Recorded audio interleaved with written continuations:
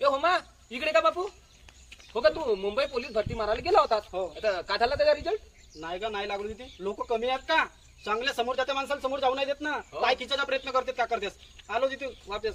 मला हा तुझ्या वाक्य समजला नाही भाऊ. हा? हो अरे बाबा, मी तिथे पोलीस भरती मारायला गेलो होतो ना, त्या उंचीच्या लाईनीत लागलो मी. हो, हो. तर पटणार लागलो, त्या पोलिसांनी माझ्या डोक्यावर नका रजिस्टर मारला, भक्कन खाली वाकलो, मी समोर गेलो. अरे. कसा लागू, डोका नाही लागला तिथं. हो. कट म्हणते. कट. मी बाहेर गेलो. अरे मग 2 दिवसांनी मला माहित झाला का ह्या चांदण्या गावातल्या लोकांना माझा संपर्क म्हणजे षडयंत्र रचला माझ्यासोबत. का हा उमेश हरिश्चंद्र नावाचा पोरगा तिथे आला, त्याला काटा फोन केला त्याला. अरे माझ्यासारखा एवढा धाड धिप्पळ माणूस, एवढा बॉडीगार्ड माणूस कुत्र्यासारखा धावतो. मागच्या वर्षी कुत्र्याला हरवलो होतो मी. बरोबर आहे, माझ्या पहिला बॉडी उंची कमी आहे का हो का, माहिती? हो. म्हणून आता मी ते पुरा बंदच करून टाकतो. मी आता काही मारत नाही भरत्या.